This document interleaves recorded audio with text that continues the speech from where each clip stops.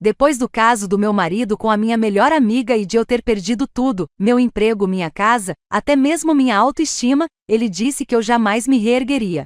Morando num motel decadente, encontrei uma mala empoeirada com meu nome. Dentro dela havia $70.000 em dinheiro, uma passagem aérea e um bilhete. Isso é só dinheiro para a viagem. A verdadeira fortuna me aguardava naquele endereço. Quando cheguei, o que vi mudou tudo. Há 7 meses eu tinha um casamento, um emprego e um melhor amigo em quem confiava minha vida. Agora eu morava em um quarto de motel com diária semanal. Comia refeições que custavam menos de $2 e tentava descobrir como sobreviver com trabalhos freelancers que mal davam para pagar o aluguel.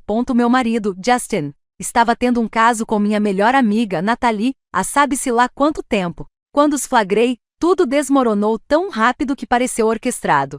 Perdi meu emprego em 2 semanas. O divórcio me deixou praticamente sem nada. Meus amigos pararam de me atender. Passei da estabilidade da classe média ao fundo do poço em menos de 2 meses. Antes de prosseguirmos, quero agradecer por você estar aqui e compartilhar essa jornada comigo. Se você acredita que a verdade e a resiliência importam, considere se inscrever. É grátis e ajuda essas histórias a alcançarem outras pessoas que precisam de esperança. Agora vamos ver o que aconteceu em seguida. Eu estava sentada na beirada de uma cama que rangia a cada movimento meu, comendo macarrão instantâneo com um garfo de plástico, quando notei a mala embaixo dela. Era de couro marrom antigo, com cantos de latão e uma etiqueta de bagagem com meu nome completo e uma caligrafia que eu sabia ser da minha tia Ellen. Ela havia morrido 9 meses antes, aquela parente excêntrica que todos descreviam como difícil e paranoica.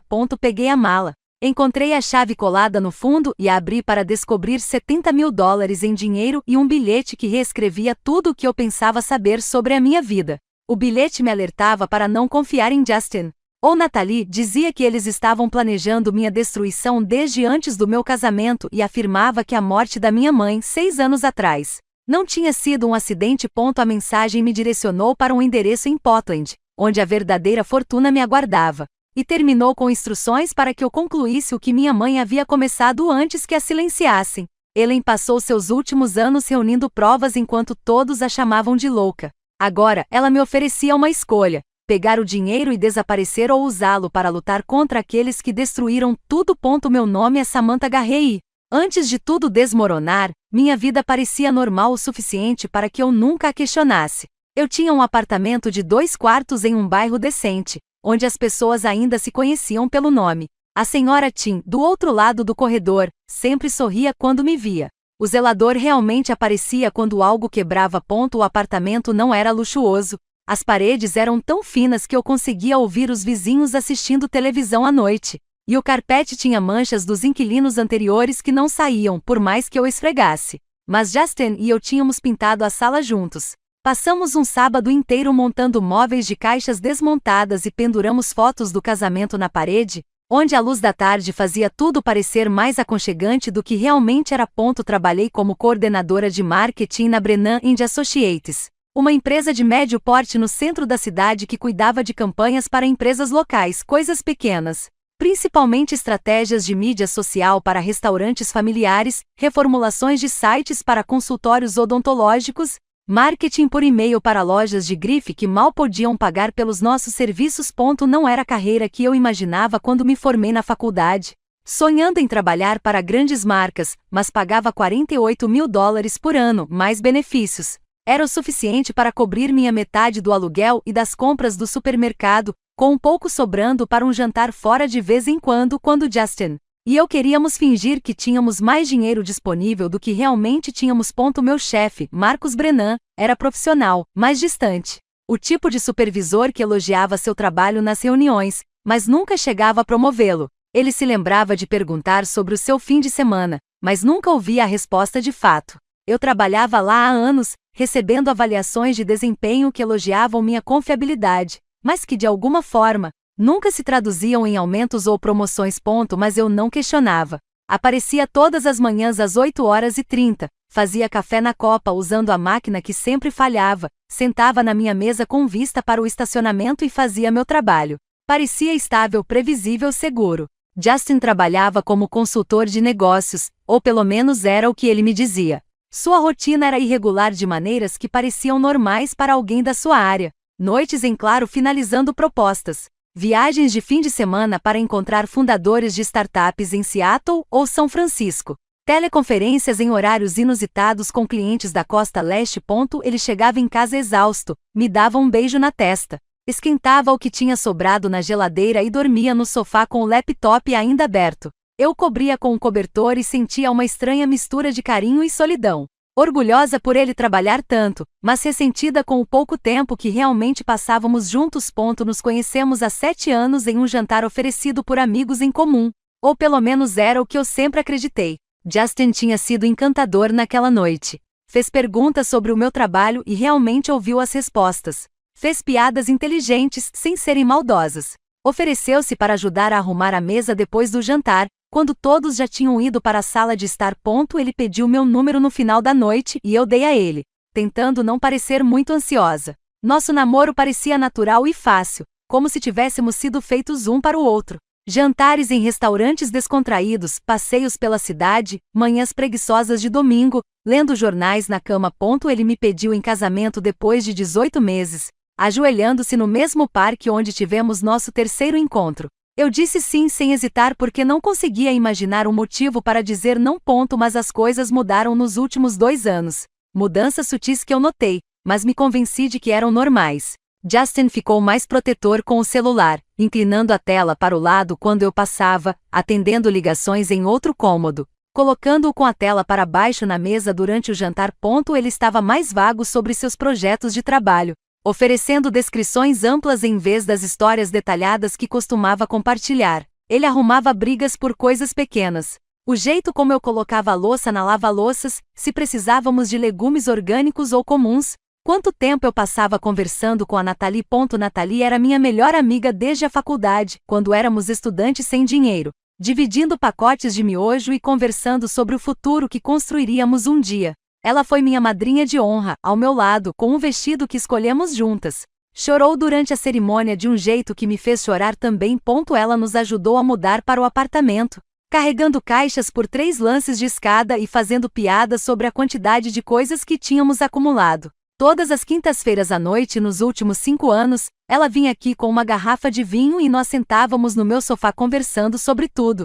Frustrações do trabalho, seus últimos desastres amorosos, minhas preocupações sobre se Justin e eu estávamos nos distanciando. Ela ouviu com o que pareceu ser genuína compaixão, assentindo nos momentos certos e dizendo coisas como: todos os casamentos passam por fases e vocês dois só precisam se reconectar. Ela me disse como eu era sortuda por ter encontrado alguém como Justin.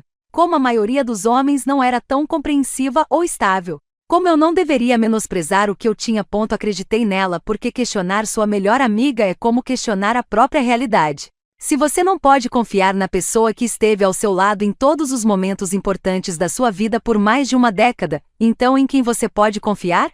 Minha mãe, Catherine, havia falecido 6 anos antes em um acidente de carro numa noite chuvosa. O veículo dela bateu em uma árvore numa estrada que ela já havia percorrido centenas de vezes. A polícia disse que ela estava dirigindo em alta velocidade, possivelmente adormeceu ao volante. Minha tia Ellen, irmã mais velha da minha mãe, insistia que havia algo errado com a versão oficial, mas todos descartavam suas preocupações como sendo apenas o luto falando. Ellen sempre fora difícil. Aparente que aparecia nas reuniões com panfletos sobre corrupção corporativa e alertas sobre confiar nas pessoas erradas. Quando ela morreu há 9 meses, sozinha em casa, rodeada por arquivos e jornais velhos, senti-me culpado por não a visitar mais, por não a ter levado a sério, por a ter descartado como paranoica quando talvez ela apenas visse padrões que nós, os restantes, estávamos demasiado confortáveis para notar. Eu ia trabalhar todos os dias, pagava minhas contas em dia, mantinha o apartamento limpo, tentava ser uma boa esposa, fazia tudo certo de acordo com as regras não escritas da respeitabilidade da classe média. Eu pensava que se trabalhasse duro o suficiente, confiasse nas pessoas certas e seguisse as regras, estaria protegida do tipo de caos que a gente lê sobre acontecer com outras pessoas.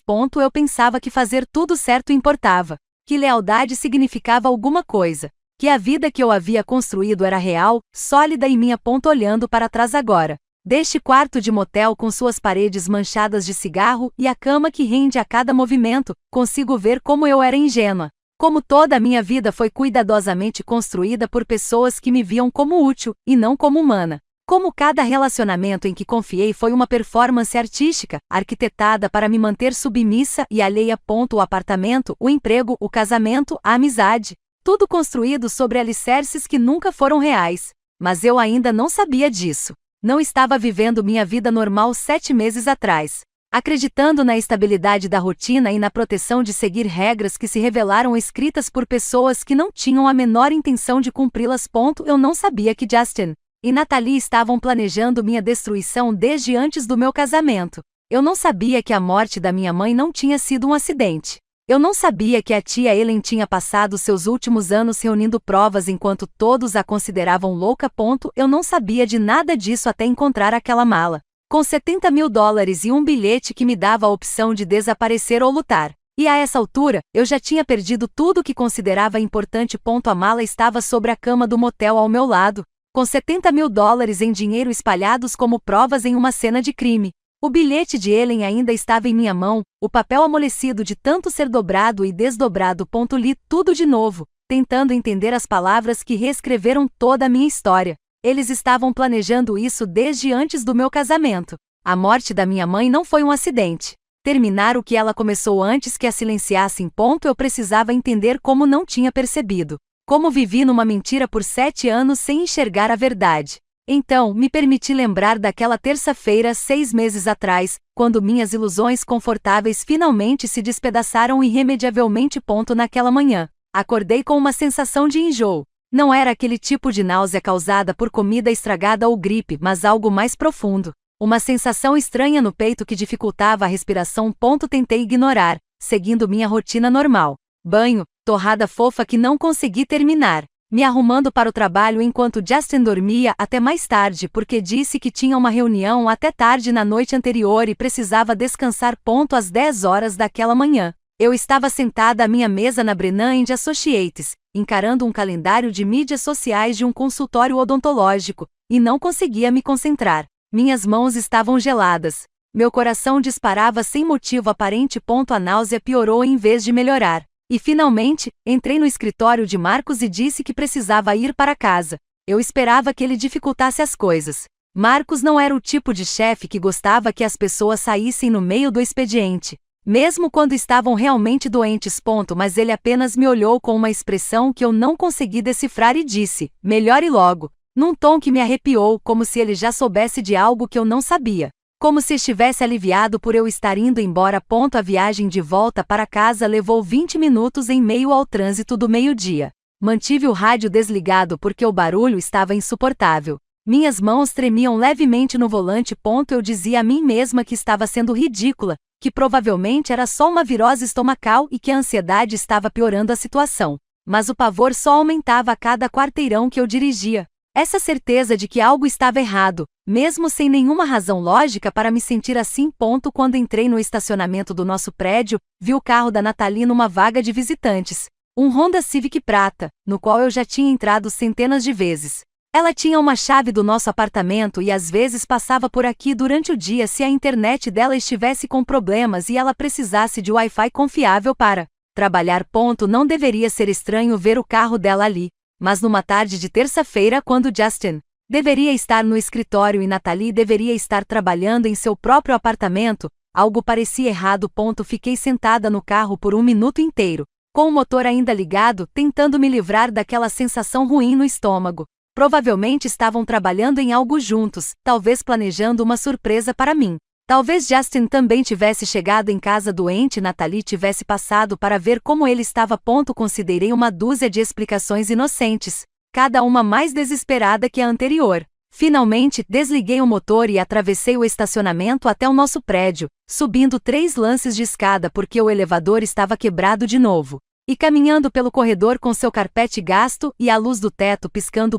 Coloquei a chave na fechadura o mais silenciosamente possível. Embora não soubesse dizer por que o silêncio parecia necessário. O apartamento estava silencioso quando entrei. Não era um silêncio de vazio, mas um silêncio de casa ocupada, onde você sente que há pessoas em casa mesmo sem ouvi-las.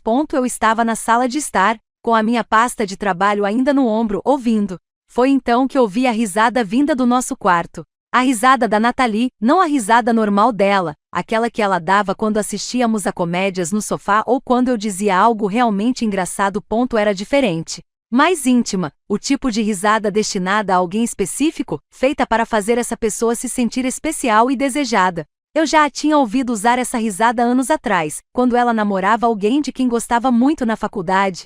Quando éramos todos jovens e tudo parecia menos complicado. Fiquei paralisada na minha sala, encarando a porta fechada do quarto enquanto meu cérebro trabalhava a todo vapor para construir explicações que me permitissem continuar acreditando na vida que eu pensava ter. Talvez ela estivesse ao telefone com alguém. Talvez Justin nem estivesse em casa e ela estivesse assistindo a alguma coisa no laptop. Talvez eu estivesse interpretando mal a situação porque já me sentia mal e paranoica. Mas eu sabia, em algum lugar por baixo de todas as racionalizações desesperadas, o que encontraria ao abrir aquela porta. Atravessei a sala de estar a cada passo com a sensação de que levava 1 hora. Não bati. Por que eu bateria na porta do meu próprio quarto, no meu próprio apartamento? Simplesmente girei a maçaneta e empurrei a porta. Justin e Nathalie estavam na minha cama, emaranhados nos lençóis cinzentos que eu havia lavado 3 dias antes, olhando um para o outro com uma intimidade que não se desenvolve em uma tarde, nem mesmo em uma semana. Era um território familiar para eles. Uma rotina confortável. Quando me viram parada na porta, a primeira emoção no rosto de Nathalie não foi vergonha ou culpa. Foi irritação. Como se eu fosse a pessoa que estava interrompendo algo importante. Em vez de descobrir que meu marido e minha melhor amiga estavam me traindo sistematicamente. Ela não se apressou em se cobrir. Não pediu desculpas. Apenas me olhou com uma expressão que dizia: por que você está fazendo tanto drama se deveria ter previsto isso? Justin saiu da cama e vestiu as calças jeans com uma falta de prática que me dizia que não era a primeira vez que ele tinha que se vestir às pressas em uma situação constrangedora. Essa constatação foi mais impactante do que o choque inicial de encontrá-los juntos. Não foi um erro espontâneo. Não foi um momento de fraqueza ou falta de bom senso. Era rotina para eles. Algo que haviam praticado tantas vezes que a mecânica se tornará fluida e automática. Ele me olhou com uma expressão que era de alguma forma pior do que a culpa teria sido. Era uma mistura de impaciência e alívio. Como se esse confronto fosse um incômodo, mas também algo que ele estivesse esperando porque fingir já havia se tornado cansativo. Sam, disse ele com aquela voz calma que usava quando achava que eu estava sendo irracional. Precisamos conversar sobre isso como adultos. Não é o que parece.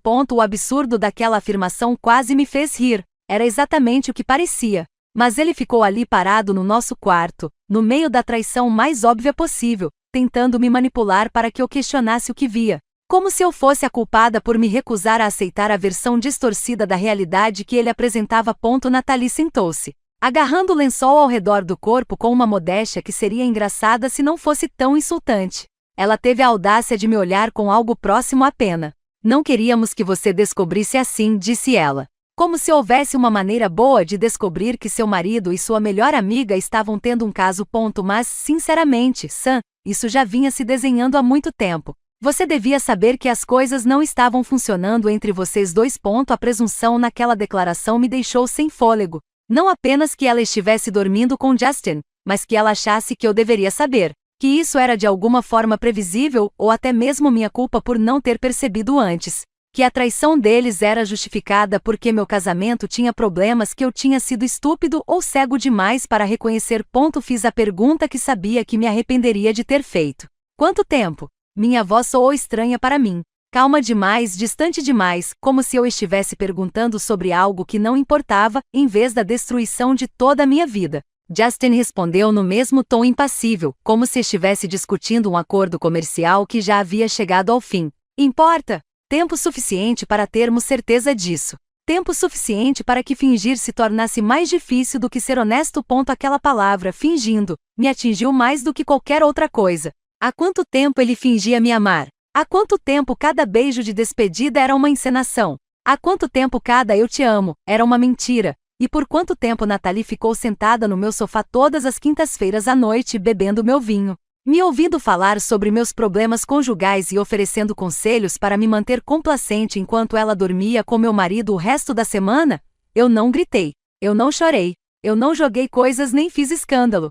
Simplesmente me virei, voltei para a sala de estar e comecei a jogar roupas em uma mochila que peguei no armário do corredor.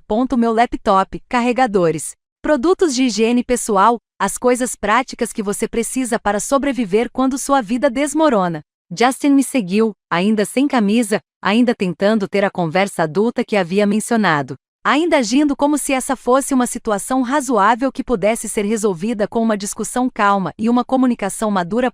Saí sem dizer mais uma palavra. Saí do apartamento que eu havia ajudado a pagar. Dirigi até o estacionamento de uma cafeteria a 5 quilômetros de distância e fiquei sentada no carro chorando até não conseguir mais respirar direito. Então liguei para minha prima Emma e perguntei se eu poderia dormir no sofá dela por alguns dias enquanto decidia o que fazer em seguida. Isso foi há 6 meses. E agora, sentada neste quarto de motel com o bilhete de Ellen e $70 mil em dinheiro vivo, entendi que terça-feira tinha sido ainda pior do que eu imaginava. A traição não fora apenas pessoal. Tinha sido calculada, planejada, parte de algo maior, ligado à morte da minha mãe e ao que quer que Ellen tivesse passado seus últimos anos investigando. Eles estavam jogando um jogo de longo prazo com a minha vida como tabuleiro. E eu tinha sido ingênuo demais, confiante demais, desesperado demais para acreditar na estabilidade da vida normal, a ponto de não perceber o que estava acontecendo até que fosse tarde demais. Eu estava morando no sofá da Emma havia 5 dias quando recebi a ligação do Marcos. Minha prima teve a gentileza de me deixar ficar no quarto de hóspedes dela depois que saí do apartamento, e eu estava tentando manter alguma aparência de normalidade indo trabalhar todos os dias como se nada tivesse mudado. Fingir que dormir na casa de outra pessoa com todos os meus pertences numa mala era apenas um inconveniente temporário, e não um sinal de que minha vida estava desmoronando. Marcos me pediu para ir ao escritório dele na segunda-feira de manhã, logo cedo. Sua voz ao telefone tinha aquele tom cauteloso que as pessoas usam quando estão prestes a dar mais notícias e querem parecer compassivas. Eu me convenci de que, provavelmente se tratava de um novo projeto com um cliente ou talvez de uma avaliação de desempenho agendada há meses. Não me permiti pensar na alternativa. Cheguei às 8h15 vestindo roupas que eu mesma havia passado na tábua de passar da Emma, porque queria parecer profissional e bem arrumada. Mesmo sentindo que mal conseguia me manter inteira. A porta do escritório de Marcos estava aberta e ele me fez um gesto para entrar com uma expressão que poderia ser de simpatia ou de satisfação, disfarçada por uma máscara profissional. Samantha, disse ele, apontando para a cadeira em frente à sua mesa. Preciso conversar com você sobre algumas mudanças que estão acontecendo no departamento.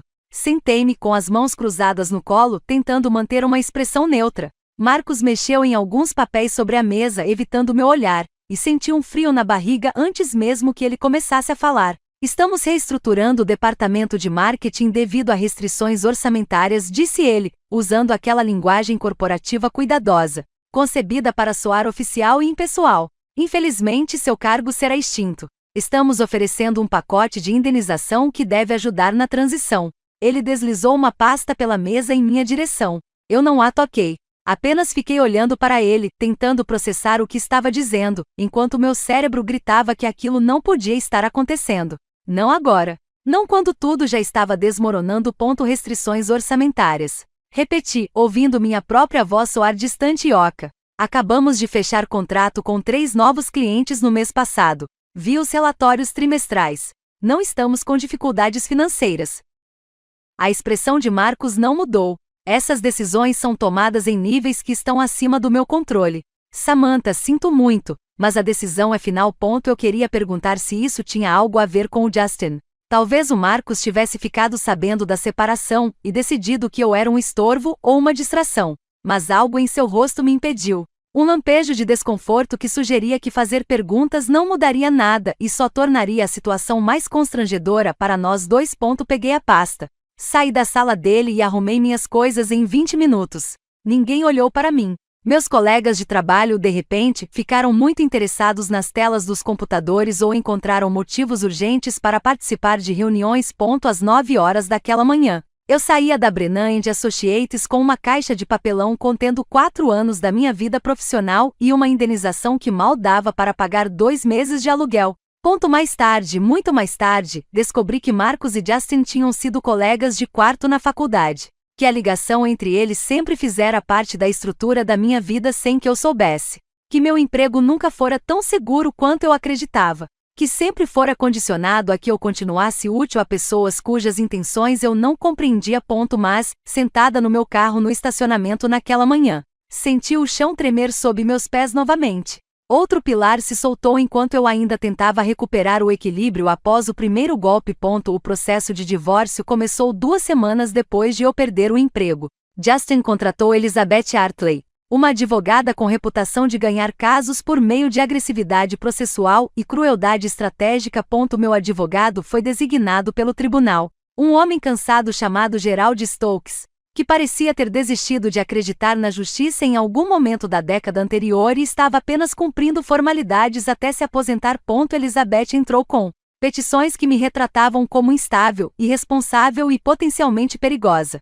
Ela usou o fato de eu ter perdido meu emprego como prova da minha incapacidade de funcionar como adulta. Ela apontou para minha situação de moradia temporária, o fato de eu estar dormindo no sofá do meu primo, como prova de que eu não conseguia administrar minha própria vida.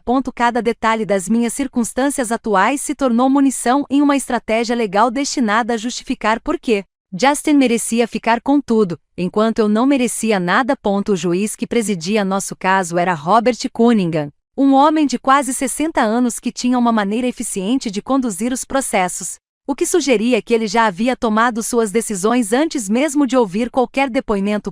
Todas as petições apresentadas por Elizabeth foram aprovadas pelo juiz Cunningham. Todos os pedidos feitos por Gerald em meu nome foram negados pelo juiz, que sequer olhou para a documentação comprobatória. Justin ficou com nosso apartamento porque o nome dele constava em primeiro lugar na hipoteca, mesmo eu tendo contribuído igualmente com a entrada e as prestações mensais durante 5 anos. Ele ficou com o nosso carro porque eu atrasei 2 parcelas durante o caos que se seguiu à minha demissão.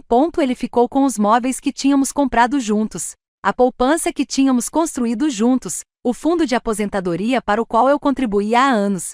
O acordo me deixou apenas com minhas roupas, meu laptop e dinheiro suficiente apenas para pagar 3 meses de aluguel em qualquer apartamento que eu pudesse pagar. A pior parte não foi perder os bens materiais, nem mesmo a ruína financeira. Foi ver Natalie depor como testemunha de defesa contra mim. Ela usava um terno azul marinho de grife que reconheci imediatamente. Tínhamos escolhido juntos 2 anos antes, durante uma ida às compras em que passamos uma tarde inteira experimentando roupas e rindo nos provadores. Ela me pediu minha opinião sobre aquele terno em específico, e eu disse que a fazia parecer profissional e confiante. Agora, ela estava usando a roupa para depor contra mim no tribunal de divórcio. Sentou-se no banco das testemunhas com postura impecável, as mãos cruzadas no colo, e mentiu com a convicção que só a prática proporciona. Ela disse ao juiz Cunningham que eu estava instável havia meses, que eu havia feito comentários preocupantes sobre automutilação que a deixaram apreensiva, que eu havia me tornado cada vez mais paranoica e difícil de conviver, e que Justin havia permanecido no casamento por obrigação e medo, e não por amor. Nada daquilo era verdade, nem uma única palavra. Mas Natalie proferia cada mentira com perfeita calibragem emocional. Sua voz embargava levemente nos momentos certos. Sua expressão demonstrava preocupação misturada com relutância, como se testemunhar contra mim fosse doloroso, mas necessário para o meu próprio bem. O juiz Cunningham ouviu com uma expressão de preocupação, assentindo com simpatia e tomando notas. Quando Gerald tentou interrogá-la sobre seu relacionamento com Justin, Elizabeth se opôs antes mesmo que ele pudesse terminar a pergunta. O juiz acatou a decisão imediatamente, interrompendo qualquer linha de investigação que pudesse estabelecer quando o caso realmente começou ou revelar que o depoimento de Natalie pudesse ser motivado por algo além da preocupação com meu bem-estar. Sentei-me à mesa do réu e observei minha melhor amiga de mais de uma década destruir sistematicamente o que restava da minha credibilidade, e percebi que tudo aquilo havia sido orquestrado. O caso extraconjugal, a perda do emprego, o processo de divórcio, tudo cronometrado e executado com uma precisão que ia além da mera coincidência. Após o divórcio ser finalizado, Emma me deixou ficar no quarto de hóspedes dela por 3 semanas, até que seu marido, David, começou a fazer comentários incisivos sobre como eu precisava dar um jeito na minha vida. Ele nunca disse isso diretamente para mim, mas eu ouvia conversando com Emma no quarto deles à noite, a voz dele ecoando pelas paredes finas. Ela não pode ficar aqui indefinidamente. Você não a está ajudando ao deixá-la evitar lidar com a situação. Ela precisa encontrar seu próprio lugar e começar a reconstruir sua vida. Em vez de se esconder aqui, Emma me defendia com uma voz cansada que sugeria que seus argumentos estavam se esgotando. Ele está passando por um momento difícil. Ela só precisa de um pouco mais de apoio até se reerguer. Mas eu conseguia ouvir a dúvida se insinuando em sua voz. O cansaço de lidar com a crise de outra pessoa. Comecei a procurar outro lugar para ir antes que Emma tivesse que me pedir para ir embora e nós duas tivéssemos que fingir que não era desconfortável. Minha ex-colega Diane ofereceu seu sofá por 10 dias. Depois ela decidiu que minha presença estava trazendo energia negativa para o ambiente e que precisava se concentrar em sua própria saúde mental. Uma amiga da faculdade disse que eu podia ficar na casa dela por uma semana, mas depois lembrou que ia receber visitas e precisava do quarto de hóspedes. Outra amiga me deixou dormir no sofá dela por 5 dias. Até que a colega de quarto reclamou de ter uma estranha no apartamento. Todos foram compreensivos até o momento em que a compaixão se tornou inconveniente. Até o momento em que me apoiar exigiu um sacrifício real e constante, em vez de apenas palavras gentis e gestos passageiros. Então, de repente, eles se lembraram de compromissos anteriores, obrigações familiares, limites pessoais que significavam que eu precisava me tornar o problema de outra pessoa. Eu entendia isso até certo ponto. Ninguém quer conviver indefinidamente com a crise de outra pessoa. Ninguém quer que sua casa se torne um abrigo para uma amiga que não consegue se organizar. Mas a rapidez com que as pessoas retiraram seu apoio me ensinou algo sobre o quão condicionais a maioria dos relacionamentos realmente são. E como a compaixão se esgota rapidamente quando se torna desconfortável. Quando finalmente consegui juntar dinheiro suficiente com trabalhos freelance de mídia social para pagar uma diária no Crossroads Motel, a sensação não foi de ter chegado ao fundo do poço, mas sim de finalmente encontrar um terreno firme sob meus pés. Pelo menos o motel não fingiu se importar. Pelo menos a Retita da recepção não ofereceu um consolo falso ou uma simpatia passageira que evaporaria assim que eu me tornasse um incômodo. O quarto 14 tornou-se meu endereço, minha casa. O lugar onde eu eventualmente encontraria uma mala contendo $70.000 e um bilhete que explicava por que minha destruição havia sido tão sistemática e completa. O quarto 14 do Crossroads Motel se tornou meu endereço 3 dias depois que meu último amigo parou de atender minhas ligações. Eu tinha juntado $200 com trabalhos freelance de mídias sociais para uma padaria local e um pet shop, ambos pagos em parcelas irregulares que chegavam semanas depois de eu ter enviado as faturas. O motel ficava perto da rodovia 52, o tipo de lugar onde a tarifa semanal era exibida com mais destaque do que a tarifa noturna, e a placa na frente estava com letras faltando há tanto tempo que ninguém mais se dava ao trabalho de consertá-la. A mulher na recepção tinha um crachá com o nome Rita e uma expressão que sugeria que ela já havia presenciado exatamente aquela cena milhares de vezes. Mulheres sozinhas com mochilas e olhares desesperados, pagando diárias semanais enquanto fingiam que aquilo era temporário. Ela não fez perguntas sobre por que eu estava lá ou quanto tempo eu pretendia ficar. Simplesmente pegou meu dinheiro. Me entregou uma chave presa a uma etiqueta de plástico verde com o número 14 gravado em dourado desbotado e recitou as regras com uma voz monótona que sugeria que ela já havia dito aquelas palavras tantas vezes que elas haviam perdido todo o significado. A tarifa semanal inclui as contas de água, luz e gás. O horário de check-out é às 11 horas. Não são permitidas visitas após as 10 horas. A lavanderia fica nos fundos e custa $3 por lavagem. As máquinas de venda automática aceitam notas ou moedas. Agradeci e carreguei minha mochila pelo estacionamento até uma porta que fora pintada de azul em algum momento do passado distante, mas que desbotara para uma cor indecisa. A chave emperrou na fechadura, obrigando-me a mexê-la 3 vezes até que o mecanismo finalmente cedesse e me deixasse entrar. O quarto cheirava a décadas de fumaça de cigarro misturada com um produto de limpeza industrial. Os dois aromas travavam uma guerra que nenhum dos lados conseguia vencer. O tapete tinha um padrão marrom feito para esconder manchas, o que significava que provavelmente escondia décadas delas. A cama afundava no meio, como se tivesse desistido de sustentar qualquer coisa, inclusive as esperanças das pessoas. Uma mesinha ficava ao lado da janela com 2 cadeiras diferentes, e uma televisão do início dos anos 2000 estava em cima de uma cômoda com gavetas que não fechavam direito. O banheiro era minúsculo, com um box de chuveiro que já tinha visto dias melhores e um espelho que fazia tudo parecer um pouco amarelado. Este era o meu lar agora. Era nisso que minha vida havia se resumido. Um quarto de motel com diária cobrada semanalmente, onde ninguém fazia perguntas porque questionar poderia exigir que as pessoas se importassem com as respostas.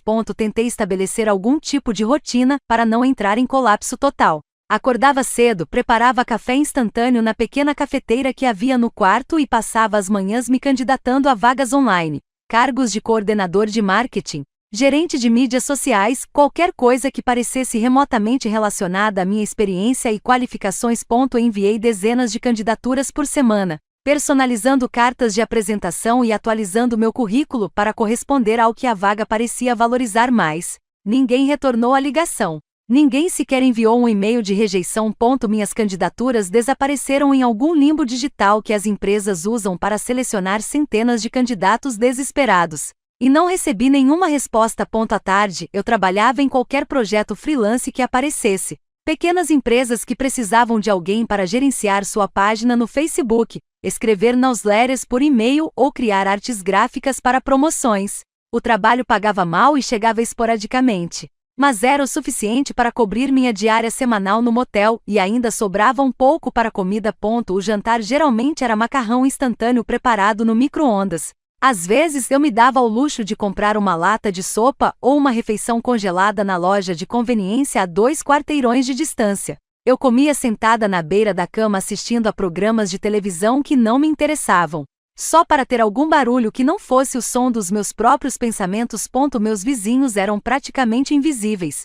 Havia um caminhoneiro chamado Dali que estacionava seu caminhão no canto mais afastado do estacionamento e às vezes acenava para mim quando nossos caminhos se cruzavam. Mas nunca conversávamos. Uma mulher que trabalhava no turno da noite no hospital mantinha as cortinas sempre fechadas e entrava e saía em horários estranhos. Um homem na casa dos 60 anos morava no quarto ao lado do meu e tocava música country num volume baixo o suficiente para que eu não pudesse reclamar, mas alto o bastante para que eu conseguisse ouvi-la através das paredes finas. Evitei me olhar no espelho do banheiro porque não reconhecia a mulher que me encarava. Ela tinha o mesmo rosto de sempre, mas algo fundamental havia mudado em seus olhos. Algo havia se quebrado e não cicatrizado, não é? Deixando-a com um olhar vazio e derrotado, de uma forma que me envergonhava. Essa era a minha vida agora. Era assim que a traição e a destruição sistemática se manifestavam. Um quarto de motel com cheiro de fumaça e fracasso. Refeições que custavam menos de $2 e a compreensão esmagadora de que ninguém viria me salvar, porque todos que poderiam se importar já haviam decidido que eu era um problema. Eu estava morando no quarto 14 havia 3 semanas quando notei a mala embaixo da cama. Só a encontrei porque deixei cair o carregador do meu celular e ele rolou para debaixo da estrutura da cama. Me abaixei para pegá-la, enfiando a mão no espaço empoeirado entre a cama e o chão, e minha mão bateu em algo sólido. Algo que não deveria estar ali. Tirei-a para a luz, uma mala velha, de couro marrom surrado com cantos de latão oxidados num tom verde opaco. Parecia algo de outra época. O tipo de bagagem que as pessoas usavam antes de tudo se tornar plástico e descartável. Uma etiqueta de bagagem estava presa à alça com barbante. E quando a virei para ler o que estava escrito, minhas mãos começaram a tremer. Samantha Marie Garret. Meu nome completo escrito com uma caligrafia que eu reconheceria em qualquer lugar. A letra precisa e cuidadosa da minha tia Ellen. Sentei-me no chão segurando a mala, tentando entender como ela tinha ido parar ali. Ellen havia morrido 9 meses atrás. Eu tinha ido ao funeral dela, fiquei ao lado do túmulo, vi quando baixaram o caixão para a sepultura. Ela viveu sozinha por décadas, morreu sozinha em sua casa, cercada por arquivos e jornais velhos, e todos disseram que era triste, mas não surpreendente, dado o isolamento que ela sofreu com suas teorias da conspiração e alertas paranoicos sobre confiar nas pessoas erradas. Como é que a mala dela foi parar debaixo da minha cama num quarto de motel onde eu só estava hospedado há 3 semanas? Será que ela sabia que eu ia acabar aqui? Será que ela a deixou com a Rita na recepção com instruções para a colocarem no quarto que eu acabasse alugando? A logística daquilo parecia impossível, mas a prova estava bem na minha frente, meu nome escrito com a caligrafia inconfundível de Ellen. A mala estava trancada com 2 travas de latão com pequenos mecanismos de fechadura. Virei a caixa, verificando as laterais e o fundo, e encontrei um pequeno saco plástico colado com fita adesiva embaixo. Dentro do saco havia uma chave. Ellen sempre fora paranoica, mas também prática de maneiras que só faziam sentido para ela. Ela escondia coisas à vista de todos, deixava pistas que exigiam atenção, confiando que a pessoa certa encontraria o que ela havia deixado para trás.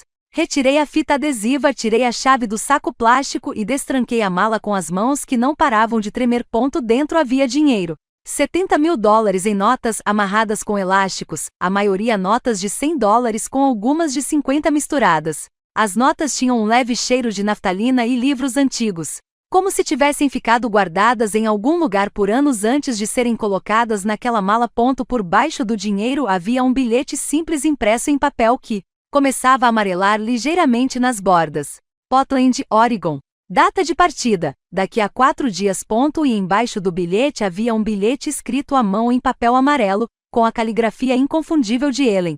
Samantha, isso é só dinheiro para a viagem. A verdadeira fortuna está esperando neste endereço. Não confie em Justin. Não confie em Natalie. Eles estão planejando isso desde antes do seu casamento. Termine o que sua mãe começou antes que a silenciassem. A verdade é importante. Use-a com sabedoria. Li essas palavras 3 vezes, e a cada leitura elas pareciam mais impossíveis e mais verdadeiras ao mesmo tempo. Não confie em Justin. Não confie em Natalie. Eles estavam planejando isso desde antes do meu casamento. Minha mãe, Catherine, morreu há 6 anos no que todos disseram ter sido um acidente de carro. Era tarde da noite, numa estrada chuvosa. O carro dela bateu numa árvore numa rota que ela já tinha percorrido centenas de vezes. O boletim de ocorrência dizia que ela estava em alta velocidade, possivelmente adormeceu ao volante. Um acidente trágico, mas nada suspeito. Ellen insistia que algo estava errado. Ela esteve presente no funeral. Me chamou de lado durante a recepção e me disse em um sussurro urgente que minha mãe estava investigando uma fraude financeira na empresa farmacêutica onde trabalhava, que sua morte era conveniente demais, que o momento não fazia sentido, que eu precisava ter cuidado com quem eu confiava. Eu descartei a ideia, atribuindo-a à dor transformada em paranoia. Todos achavam que Ellen sempre via conspirações, sempre alertava sobre corrupção corporativa, sempre distribuía panfletos sobre coisas que ninguém mais acreditava serem problemas reais. Todos nós tínhamos aprendido a acenar educadamente com a cabeça e mudar de assunto. Naquele momento, eu estava sentado no chão de um quarto de motel com $70.000 em dinheiro vivo e um bilhete que dizia que minha tia tinha razão em tudo.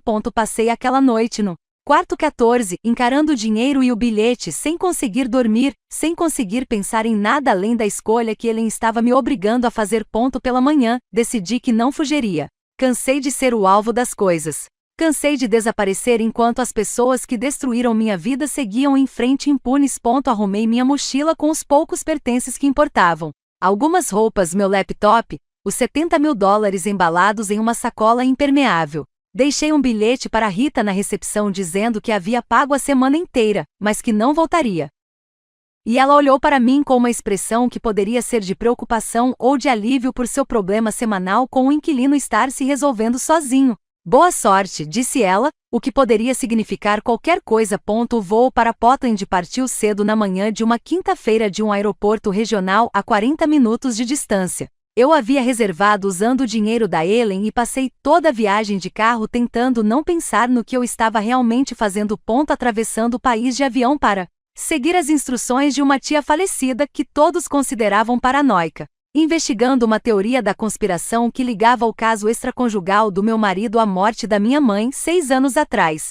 Acreditando que a destruição sistemática da minha vida fazia parte de algo maior e mais calculado do que uma simples traição.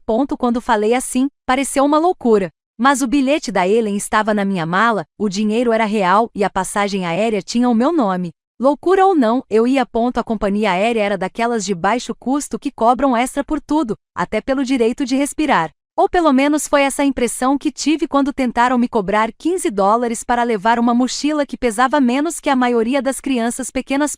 Paguei porque discutir não valia a pena o esforço. E depois passei 3 horas espremido entre um empresário de terno caro que monopolizava os 2 apoios de braço como se tivesse pago a mais por esse privilégio, e um universitário que assistia a vídeos no celular sem fones de ouvido como se fosse algum tipo de sociopata. Eu não consegui dormir. Os assentos foram projetados por pessoas que detestavam a coluna vertebral humana. Mas não foi exatamente por isso que fiquei acordado. Minha mente não parava de repassar perguntas sem respostas fáceis. O que minha mãe descobriu que a tornava perigosa o suficiente para matar? Qual era a real extensão do envolvimento de Justin e Natalie? Alguma parte do meu relacionamento com Justin foi genuína? Ou tudo não passou de uma farsa desde o início? Existiram momentos genuínos misturados com as mentiras. Ou cada beijo e cada declaração de amor foram manipulações calculadas. O empresário ao meu lado não parava de olhar para a mochila que eu segurava no colo, provavelmente se perguntando por que eu a agarrava como se contivesse algo insubstituível, em vez de guardá-la no compartimento de bagagem de mão como uma pessoa normal faria.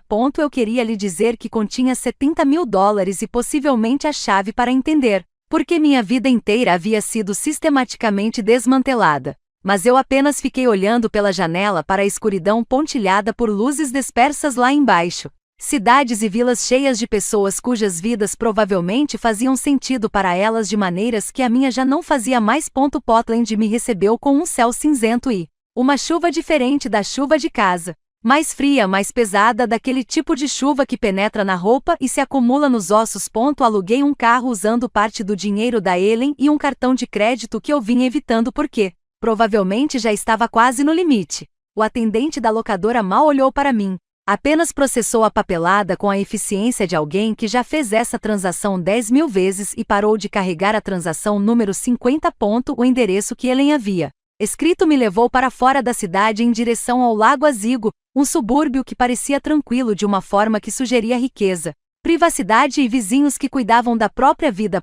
O GPS me guiou por ruas ladeadas por árvores frondosas e casas recuadas da estrada, cada propriedade mantendo uma distância respeitosa de seus vizinhos. A casa de Ellen ficava no final de uma rua sem saída. Uma pequena casa térrea que parecia ter sido construída nos anos 70 e não ter sofrido muitas reformas desde então. As janelas eram escuras. O gramado estava descontrolado, com a grama alta o suficiente para sugerir que ninguém a cortava há meses. A entrada da garagem estava rachada, com ervas daninhas brotando do asfalto.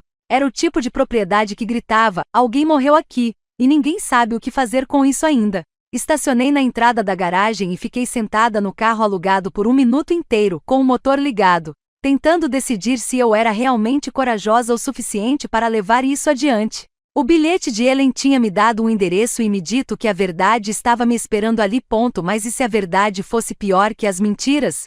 E se o que quer que eu encontrasse naquela casa complicasse ainda mais as coisas, em vez de me dar a clareza que eu tanto esperava?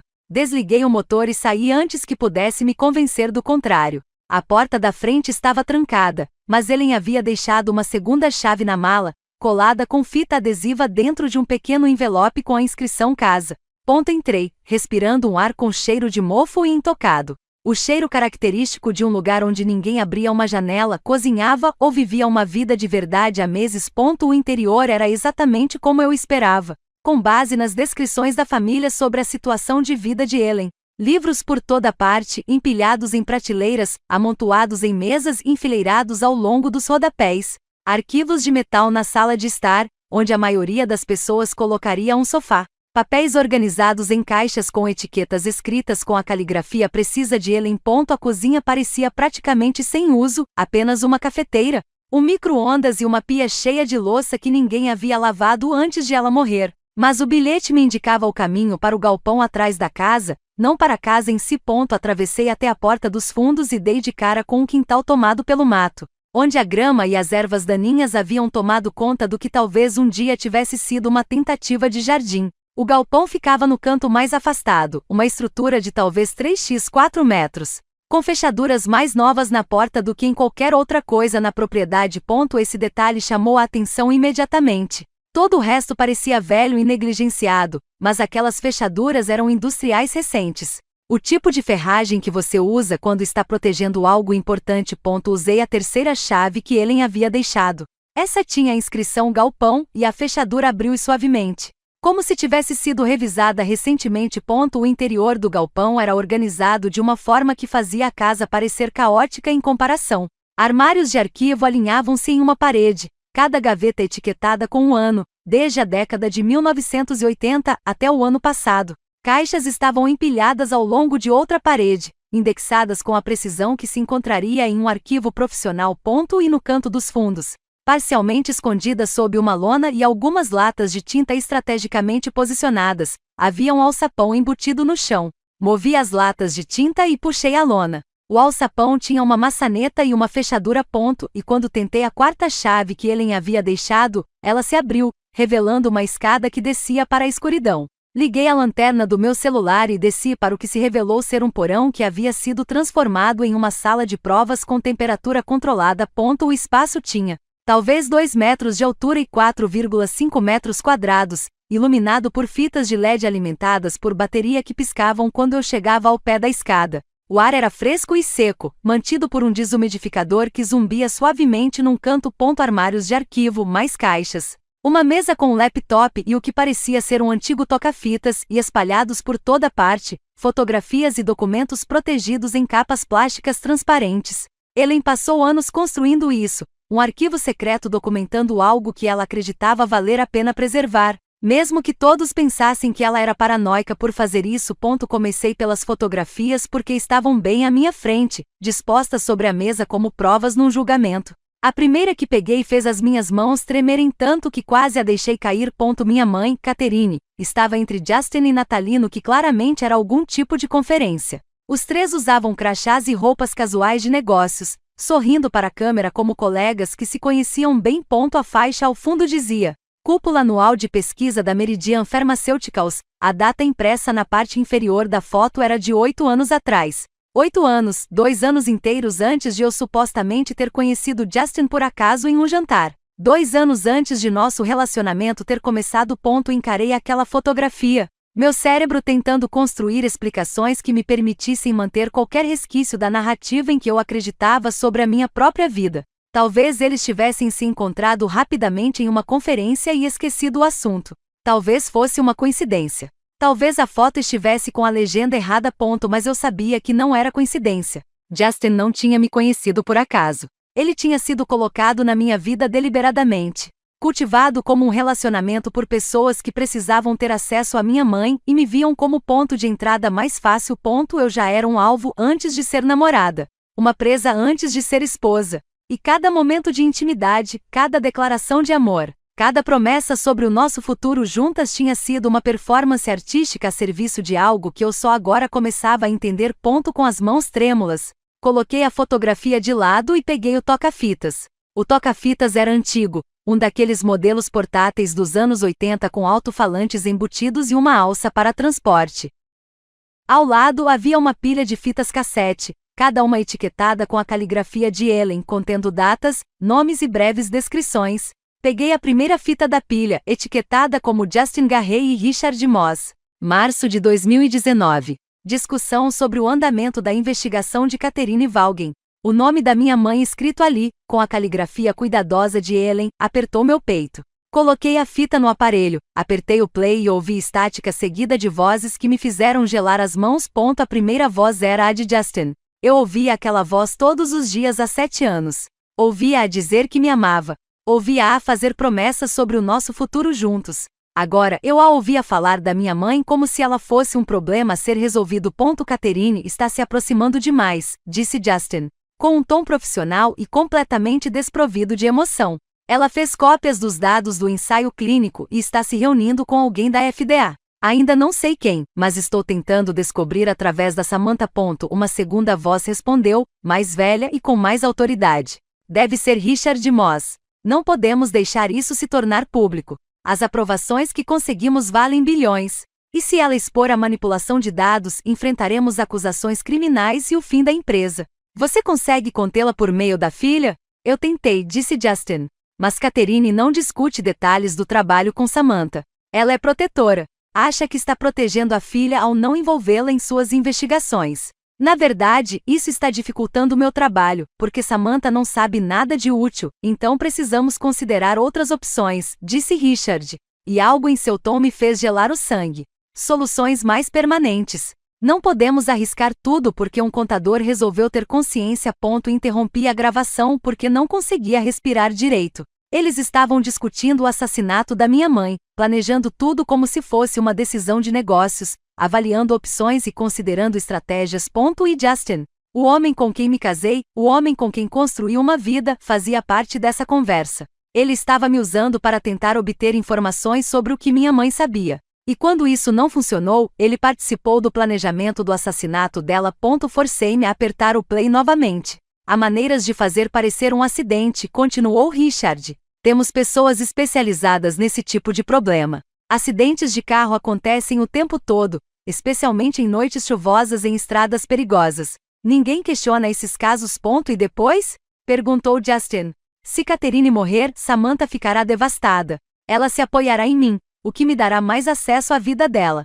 Mas também tem aquela tia Ellen. Ela é paranoica e desconfia de tudo. Se Catherine morrer, Ellen começará a fazer perguntas. Que ela pergunte, disse Richard com desdém. Ninguém leva Ellen Valgen a sério. Ela vem gritando lobo sobre corrupção corporativa há décadas. Se ela começar a afirmar que a morte de Catherine não foi um acidente, as pessoas vão achar que ela está sendo paranoica de novo. O importante é garantir que não haja nada de concreto para ela encontrar. Limpamos tudo minuciosamente, asseguramos que a investigação do acidente seja conduzida por pessoas em quem confiamos e seguimos em frente. A gravação continuou por mais 20 minutos, detalhando a logística e os planos de contingência, discutindo o assassinato da minha mãe com o mesmo tom que as pessoas usam ao planejar férias ou organizar um projeto de trabalho. Quando finalmente terminou, sentei-me no silêncio do arquivo subterrâneo de Ellen, tentando processar o que acabará de ouvir. Justin não estava apenas tendo um caso. Ele era um infiltrado desde o início, posicionado na minha vida especificamente para monitorar a investigação da minha mãe sobre a Meridian Pharmaceuticals. Ele me cortejou, me pediu em casamento. Casou-se comigo, tudo como parte de uma estratégia para obter acesso a informações que poderiam ameaçar um esquema de fraude bilionário. E quando me usar não funcionou, quando minha mãe manteve sua investigação separada de sua vida familiar. Eles a mataram e fizeram parecer um acidente em uma noite chuvosa. Encontrei mais gravações, conversas entre Natalie e alguém chamada doutora Sarah Tin, aparentemente tia de Natalie e pesquisadora sênior da Meridian. Essas gravações revelaram que Natalie havia sido designada para se aproximar de mim após a morte da minha mãe, para garantir que eu permanecesse isolada e controlável, a fim de monitorar se eu demonstrava algum sinal de que investigaria o que realmente havia acontecido. Todas as quintas-feiras, à noite, eram uma forma de vigilância. Todas as conversas sinceras eram uma coleta de dados. Toda a nossa amizade era uma farsa. Não sei quanto tempo fiquei sentada naquele porão ouvindo gravações, lendo documentos, tentando entender toda a extensão do que havia sido feito comigo e com minha mãe. Horas, talvez o suficiente para que minhas costas doíssem de tanto ficar sentada no chão de concreto e meus olhos ardessem de tanto ler sob a luz de LED. Finalmente, encontrei o laptop que Ellen havia deixado. Estava conectado a uma régua de energia, com a bateria totalmente carregada. Um bilhete preso à tela dizia: reproduza isto primeiro, com uma seta apontando para um arquivo de vídeo na área de trabalho com o nome Samantha. Abri o arquivo e o rosto de Ellen preencheu a tela. Ela estava exatamente como eu me lembrava da última vez que a vi, em umas férias em família, 2 anos atrás, embora visivelmente doente. Seu rosto estava abatido. Suas mãos tremiam levemente enquanto ela ajustava a câmera, mas seus olhos estavam nítidos e focados. Ela usava um cardigan que reconheci, azul marinho com botões de madeira, o mesmo que usará em todas as reuniões de família na última década. Samantha, começou ela com a voz firme apesar da deterioração física visível em seu rosto. Se você está assistindo a isto, significa que eu morri e você encontrou meu arquivo, o que significa que provavelmente está com raiva, confusa e se perguntando por que eu não lhe contei nada disso enquanto estava viva. Ela fez uma pausa para tomar um gole de água de uma garrafa que estava fora do campo de visão da câmera. A resposta é que eu tentei. Eu te avisei sobre o Justin na sua festa de noivado. Eu te chamei de lado e disse para você ter cuidado, que algo nele parecia errado. Eu te disse para observar como a Natalie se comportava perto dele, para prestar atenção nos pequenos detalhes que não faziam sentido. Você achou que eu estava sendo paranoica.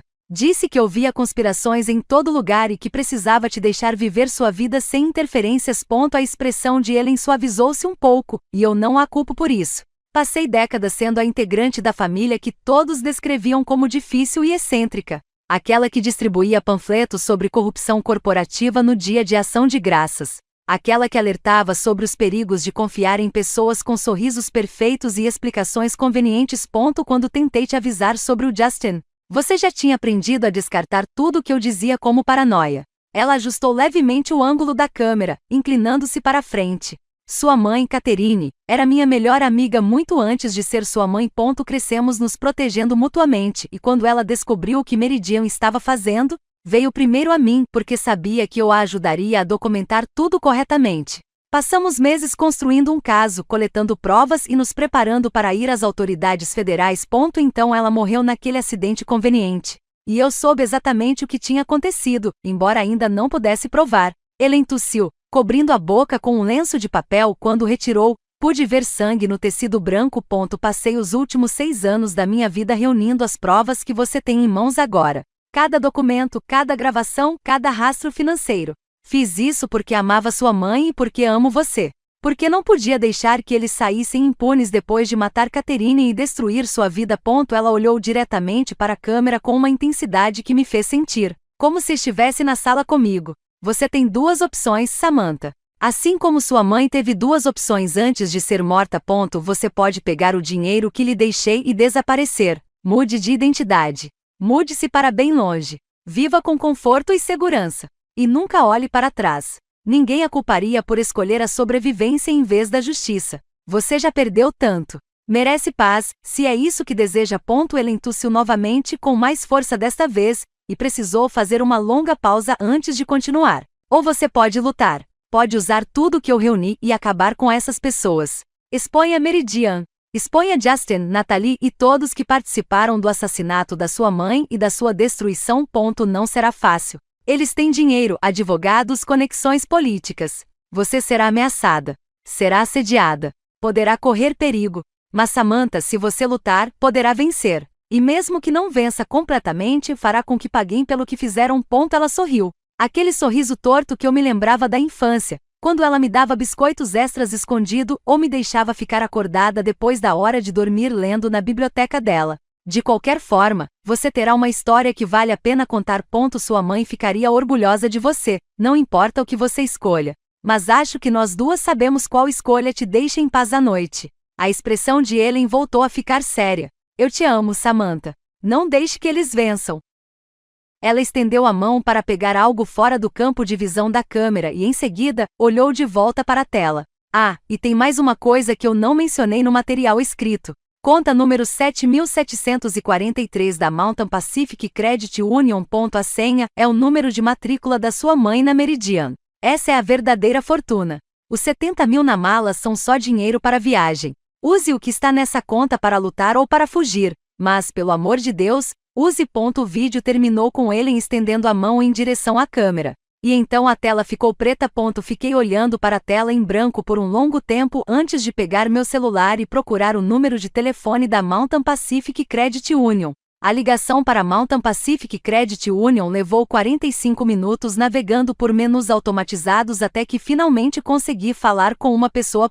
Eu forneci o número da conta que Ellen havia mencionado, e a atendente ficou em silêncio por tanto tempo que pensei que a ligação tivesse caído. Senhora, disse ela finalmente, com a voz repentinamente muito mais profissional. Preciso transferir a senhora para a nossa divisão de gestão de patrimônio. Por favor, aguarde. A música de espera era um piano clássico que parecia estar sendo tocado debaixo d'água. Depois do que pareceu uma eternidade, uma mulher chamada Patrícia atendeu e pediu que eu verificasse minha identidade usando o número de funcionário da minha mãe como senha.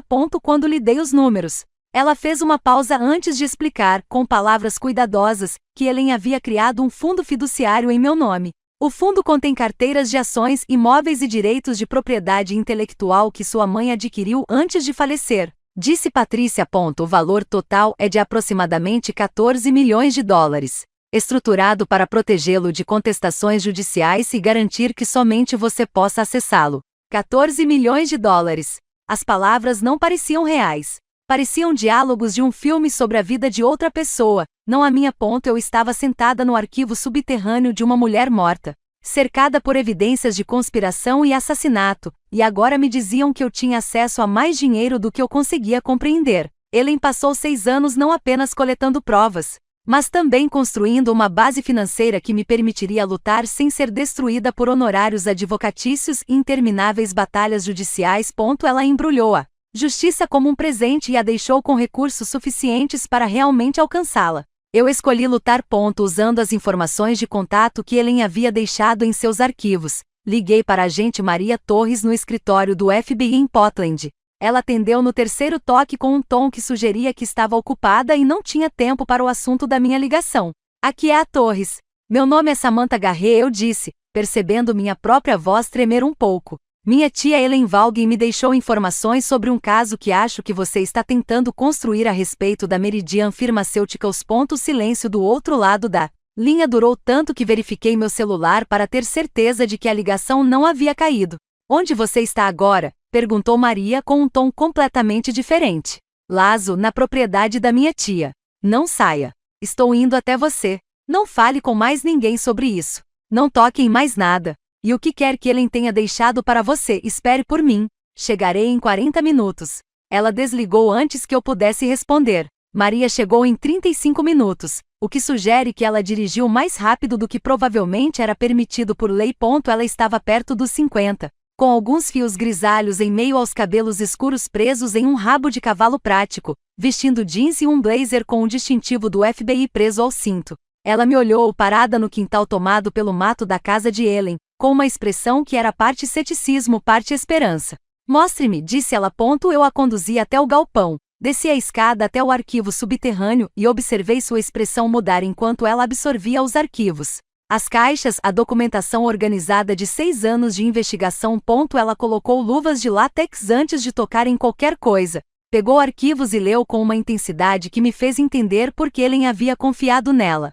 Sua tia era a investigadora mais minuciosa que já conheci ou era simplesmente brilhante, disse Maria depois de uns 20 minutos revisando documentos. Provavelmente as duas coisas. Isso é suficiente para abrir uma investigação federal. Estamos falando de acusações de conspiração, fraude e possivelmente assassinato, se conseguirmos provar que o acidente de carro foi armado. Samantha, você acabou de me entregar um caso que pode derrubar uma grande empresa farmacêutica. A investigação que se seguiu avançou com a lentidão burocrática que Maria me garantiu ser normal ao se construir casos contra corporações com bilhões em ativos e exércitos de advogados. As intimações precisavam ser redigidas, revisadas e aprovadas por juízes. Os registros bancários precisavam ser bloqueados, o que exigia mandados, que exigiam causa provável, o que exigia mais papelada do que eu imaginava que existisse. Ex-funcionários da Meridian que foram demitidos ou pediram demissão em circunstâncias suspeitas foram entrevistados. A rede informal de denunciantes da indústria farmacêutica começou a surgir, compartilhando suas próprias histórias de fraude e retaliação. Maria me ajudou a encontrar um pequeno apartamento em Portland. Um apartamento de um quarto em um prédio antigo com pisos de madeira que rangiam e janelas que chacoalhavam sempre que os trens passavam nos trilhos a 2 quarteirões de distância. Era infinitamente melhor do que o quarto 14 do Crossroads Motel, mas mantive a situação modesta porque não queria sentir que estava gastando recursos que deveriam ser reservados para a batalha legal que se aproximava. Usei o dinheiro do fundo fiduciário de Ellen para pagar o aluguel e comprar comida, vivendo de forma simples enquanto a investigação prosseguia. Eu me reunia com os promotores a cada poucas semanas. Eles tinham perguntas detalhadas sobre cada prova que Ellen havia coletado, pedindo-me para explicar cronologias, relações e conversas que eu havia ouvido anos atrás e que, na época, não havia entendido como significativas. Eles queriam saber sobre a agenda de Justin, sobre as visitas de Natalie, sobre o comportamento da minha mãe nos meses que antecederam sua morte. Respondia tudo da forma mais completa possível, observando-os tomar notas e trocar olhares que sugeriam que estavam construindo algo substancial. Maria ligava periodicamente com atualizações que, em sua maioria, consistiam em: estamos progredindo e não fale com ninguém sobre isso, era o que os agentes federais diziam quando não podiam compartilhar detalhes, mas queriam que você soubesse que não havia sido esquecido. A espera foi mais difícil do que qualquer coisa que já tivesse acontecido. Eu havia entregado tudo o que Ellen tinha coletado e agora eu apenas existia em um limbo, esperando que a máquina da justiça finalmente funcionasse, em vez de triturar pessoas inocentes e cuspindo-as como estatísticas. Durante os meses que se seguiram ao meu primeiro encontro com Maria no arquivo subterrâneo de Ellen, as coisas começaram a acontecer com uma rapidez que sugeria que o governo finalmente tinha acumulado provas suficientes para avançar com confiança. Tudo começou numa manhã de quarta-feira, no início da primavera. A sede da Meridian Pharmaceuticals foi invadida por agentes federais que retiraram caixas de um edifício de vidro reluzente, que parecia um monumento ao sucesso corporativo. As imagens ganharam repercussão nacional, mostrando funcionários parados no estacionamento com semblantes confusos e assustados. Enquanto agentes do FBI com jaquetas corta-vento desmantelavam metodicamente o que parecia ser um império intocável. Richard Moss, o CEO cuja voz eu ouvirá nas gravações de Ellen discutindo o assassinato da minha mãe como se fosse um mero inconveniente, foi preso em sua casa. As câmeras de notícias registraram imagens dele sendo solto algemado, passando por seus vizinhos, por repórteres que gritavam perguntas que ele não respondia, por uma vida que fora construída sobre fraudes e que agora desmoronava em tempo real. Naquela tarde, Maria me ligou para contar que Justin havia sido preso em seu escritório, em uma startup de tecnologia onde trabalhava desde o divórcio. Assisti a reportagem no noticiário local naquela noite, voltando à cena várias vezes porque, aparentemente, desenvolvi mecanismos de defesa pouco saudáveis em relação a presenciar o karma se manifestando em algemas e detenções. Justin manteve a compostura, não falou com os repórteres. Caminhou de cabeça erguida como se estivesse enfrentando um pequeno inconveniente em vez de ser preso por conspiração para cometer assassinato e fraude. Mas eu pude ver algo em seus olhos que parecia medo misturado com incredulidade. Como se ele realmente pensasse que era intocável, e só agora estivesse percebendo o quão enganado estava. Natalie foi presa 2 dias depois em uma cafeteria em Seattle, para onde aparentemente havia se mudado após o divórcio. Ela havia usado os pagamentos da Meridian para financiar um negócio de design gráfico que desta vez era realmente legítimo. E segundo as notícias, ela chorou durante a prisão. As lágrimas me pareceram fingidas, visto que ela havia testemunhado contra mim no tribunal de divórcio sem demonstrar uma única emoção genuína. Seu advogado divulgou uma declaração alegando que ela havia sido manipulada por Justin, e não fazia ideia da extensão da conspiração, que ela própria era uma vítima que havia sido explorada por pessoas mais poderosas. Mas eu tinha ouvido as gravações de suas conversas com a doutora Sarah Tim. Eu havia lido os documentos que mostravam pagamentos feitos especificamente para manter nossa amizade como parte de uma operação de monitoramento. Natalie não havia sido uma vítima. Ela havia sido uma participante disposta que cultivou nossa amizade deliberadamente para garantir que eu permanecesse isolado e controlável após a morte da minha mãe. Todas as quintas-feiras à noite dedicadas ao vinho eram uma forma de vigilância. Cada conversa em que ela me incentivava a confiar em Justin, a ignorar meus instintos, a acreditar que meus problemas conjugais eram normais, era uma manipulação calculada. A traição de Natalie foi mais profunda do que a de Justin de certa forma. Eu escolhi me casar com Justin, mas Natalie foi designada para mim sem meu conhecimento ou consentimento. Toda a nossa amizade foi uma farsa desde o início. Em seguida, veio a notícia sobre o juiz Robert Cunningham. Ele renunciou ao cargo alegando que queria passar mais tempo com a família, o que é típico de autoridades corruptas que esperam que a renúncia impeça um processo criminal. Não funcionou. Ele foi indiciado 3 semanas depois por aceitar subornos e manipular processos judiciais. Documentos que Ellen havia reunido mostraram que ele havia comprado uma casa de férias por meio de um fundo fiduciário vinculado à Meridian, e que vinha decidindo a favor de interesses corporativos há anos em troca de pagamentos disfarçados de honorários de consultoria. Todos os casos que ele presidiu na última década foram revisados. Meu caso de divórcio foi um dos primeiros. E um novo juiz levou 15 minutos para determinar que a decisão original havia sido baseada em depoimentos fabricados e procedimentos tendenciosos. Tudo o que Cunningham havia decidido foi anulado, apagado como se nunca tivesse acontecido.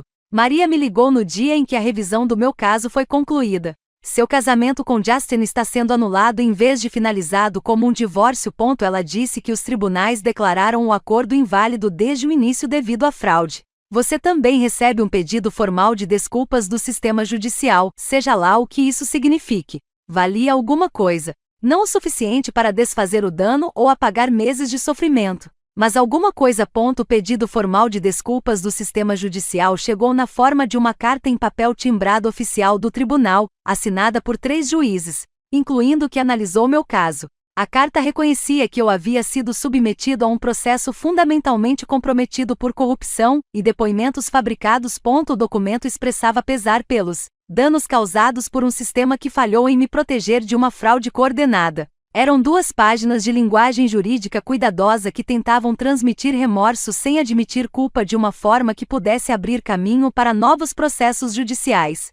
Li uma vez e guardei junto com todos os outros documentos que marcaram a destruição e a lenta reconstrução da minha vida. O pedido de desculpas não desfez os meses que passei dormindo em sofás e quartos de motel. Isso não apagou o trauma de ver minha melhor amiga testemunhar contra mim com mentiras. Nem a humilhação de perder tudo porque um juiz foi comprado. Mas foi um reconhecimento oficial de que o que me fizeram foi errado. Os julgamentos começaram 6 meses após as prisões e se estenderam por 1 ano e meio. Maria havia me avisado que casos tão complexos eram lentos. Que construir acusações contra múltiplos réus com atividades criminosas interligadas exigia paciência e atenção meticulosa aos detalhes processuais. Ele tinha razão. O processo legal avançou com uma meticulosidade burocrática que faz as geleiras parecerem rápidas em comparação. Richard Moss foi o primeiro a ir a julgamento. Seu caso tornou-se um espetáculo mediático que dominou os noticiários por semanas.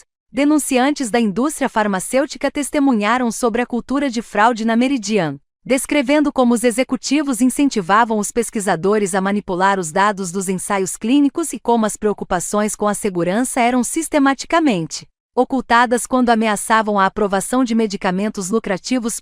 Pacientes que sofreram danos causados por medicamentos que jamais deveriam ter chegado ao mercado compartilharam suas histórias.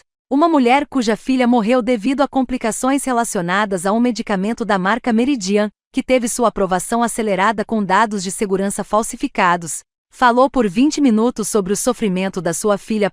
Peritos contábeis forenses explicaram os rastros financeiros que ligavam os bônus dos executivos diretamente a aprovações fraudulentas, mostrando como Richard Moss lucrou pessoalmente com cada medicamento perigoso que a empresa lançou no mercado. O júri deliberou durante 6 dias. Quando retornou com veredictos de culpado em 17 acusações, incluindo fraude, conspiração, suborno e conduta imprudente que coloca a vida de outros em risco. Richard Moss não demonstrou nenhuma emoção visível. Ele permaneceu de pé enquanto o juiz lia a sentença. 23 anos de prisão federal e confisco de aproximadamente $40 milhões em bens. Ele tinha 62 anos, o que significava que provavelmente passaria o resto da vida encarcerado. Assisti à leitura da sentença da galeria, sentada na última fila, onde podia observar sem ser notada. Quando o juiz terminou de ler a sentença e os agentes levaram Richard Moss algemado, senti algo que não era exatamente satisfação. Nem exatamente um encerramento. Foi como assistir a uma longa equação matemática finalmente se equilibrar, todas as variáveis se encaixando em seus devidos lugares após anos de erros de cálculo deliberados. O julgamento de Justin foi menor e mais discreto, sem a atenção da mídia que cercou de Richard Moss, mas foi mais pessoal para mim. Comparecia todos os dias do processo, sentada no mesmo lugar na última fila, assistindo aos promotores apresentarem as provas de seu papel na vigilância da minha mãe, sua participação no planejamento do assassinato dela e seu casamento de 7 anos comigo como uma extensa operação de coleta de informações. As gravações que Ellen havia reunido foram reproduzidas no tribunal. Ouvi a voz de Justin falando da minha mãe como se ela fosse um obstáculo a ser removido. Ouvi-o relatar conversas que eu tivera sobre o trabalho dela. Ouvi-o traçar estratégias sobre como usar nosso relacionamento para obter informações. Os promotores apresentaram extratos bancários mostrando pagamentos feitos a ele durante todo o nosso casamento, demonstrando que ele foi compensado por cada mês que passou fingindo me amar. Seu advogado de defesa tentou argumentar que Justin era um participante de baixo escalão manipulado por pessoas mais poderosas, que ele havia sido coagido a se envolver em algo que não compreendia totalmente. Mas as gravações mostraram alguém que havia sido entusiasmado e disposto, que havia feito sugestões estratégicas sobre como abordar o assassinato da minha mãe, que continuou recebendo pagamentos e participando da conspiração anos após a morte dela. O júri considerou o culpado das acusações de conspiração para cometer homicídio, fraude e extorsão. O juiz condenou-o a 15 anos de prisão federal. Quando o veredicto foi lido, Justin olhou para mim do outro lado do tribunal. Sua expressão era complexa, algo entre raiva e resignação, como se ele não conseguisse acreditar que a mulher com quem se casara como parte de uma operação de vigilância tivesse sido a responsável pelas provas que o destruíram. Olhei para trás sem piscar, sem demonstrar emoção, porque não aguentava mais ser intimidada por pessoas que sistematicamente subestimavam o que eu era capaz de fazer quando levada ao limite. Natalie aceitou um acordo judicial em vez de ir a julgamento. Em troca de seu testemunho contra outros réus, sua pena foi reduzida para 8 anos. Ela forneceu informações sobre a doutora Saratin e outros funcionários da Meridian que participaram da conspiração, ajudando os promotores a construir casos contra pessoas que, de outra forma, poderiam ter escapado da responsabilização. 6 meses após sua sentença, recebi uma carta dela. 3 páginas escritas em papel timbrado da prisão, repletas de pedidos de desculpas e explicações sobre como ela era jovem e estava desesperada por dinheiro quando a Meridian a abordou pela primeira vez.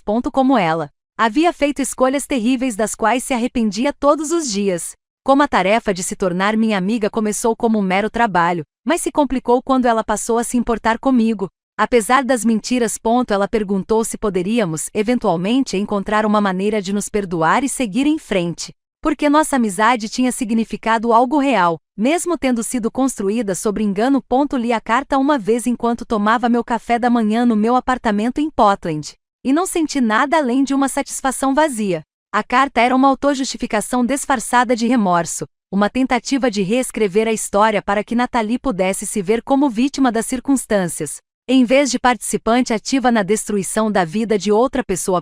Ela queria absolvição, algo que eu não estava disposto a dar. Guardei a carta em uma pasta com outras provas de traição e nunca respondi. Alguns relacionamentos não têm conserto e nem deveriam ser tentados. O perdão não é algo que você deve a pessoas que destruíram sistematicamente sua vida só porque depois elas se arrependem de terem sido pegas. O processo civil contra a Meridian Pharmaceuticals levou mais 2 anos para ser resolvido. A empresa lutou agressivamente, mobilizando equipes de advogados para contestar cada alegação e prolongar o processo o máximo possível. Mas, ao se depararem com o peso das evidências que já haviam resultado em condenações criminais para seus executivos, eles finalmente chegaram a um acordo. Os termos exigiam que a Meridian pagasse 2,7 bilhões de dólares a pacientes que sofreram danos devido às aprovações fraudulentas de seus medicamentos. Tiveram que financiar análises de segurança independentes para todos os medicamentos que lançaram no mercado na última década. Foram submetidos a monitoramento federal por 15 anos, com reguladores inseridos em seus processos de aprovação para prevenir futuras fraudes. O espólio da minha mãe recebeu 12 milhões de dólares em indenização por morte culposa. Como o único parente vivo dela, herdei a quantia e doei cada centavo para organizações que defendem a segurança e a transparência da indústria farmacêutica. O dinheiro parecia manchado, ganho através do assassinato da minha mãe, e eu já tinha recursos suficientes do fundo fiduciário de Ellen para viver confortavelmente sem ele. Em vez disso, usei parte do fundo fiduciário de Ellen para fundar a Fundação Valgen, uma organização sem fins lucrativos dedicada a investigar fraudes farmacêuticas e apoiar denunciantes que arriscam suas carreiras para expor má conduta corporativa. Contratamos investigadores para apurar provas de violações de segurança. Financiamos a defesa jurídica de funcionários que sofreram represálias após denunciarem problemas. Publicamos reportagens que incomodaram as empresas farmacêuticas, lançando luz sobre áreas que elas preferiam manter na escuridão. A fundação tornou-se meu trabalho em tempo integral, minha maneira de canalizar a dor e a raiva em algo produtivo, algo que teria deixado minha mãe e Ellen orgulhosas, algo que transformasse suas mortes em um legado que realmente ajudasse as pessoas, em vez de serem apenas finais trágicos para vidas interrompidas pela ganância. Às vezes, ainda penso no quarto 14 do Crossroads Motel, sentado naquela cama velha e afundada comendo macarrão instantâneo com um garfo de plástico, me perguntando se algum dia conseguiria sair do buraco em que minha vida havia se transformado. Guardo o recibo da minha última semana lá na carteira como um lembrete de que o fundo do poço existe de verdade, que a humilhação e a traição podem destruir tudo aquilo que você pensava que te definia, mas não podem te destruir de verdade a menos que você permita. Ellen havia compreendido isso. Ela passou seus últimos anos construindo um caso e reunindo recursos porque acreditava que a verdade importava mais do que o conforto e a justiça mais do que a segurança.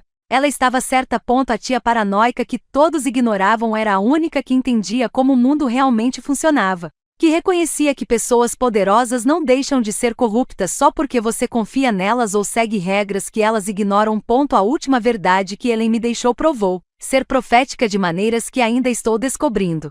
Lutar nem sempre leva à vitória, mas não lutar garante a derrota. Construir uma vida significativa a partir das ruínas de uma vida fraudulenta, confusa, complexa e fundamentalmente honesta. O tipo de final que minha mãe e Ellen teriam apreciado. É o tipo de história que lembra as pessoas que paciência e documentação podem derrubar impérios construídos sobre mentiras, e que às vezes, a maior vingança é simplesmente recusar-se a deixar que pessoas corruptas apaguem você da narrativa que construíram em torno da própria importância.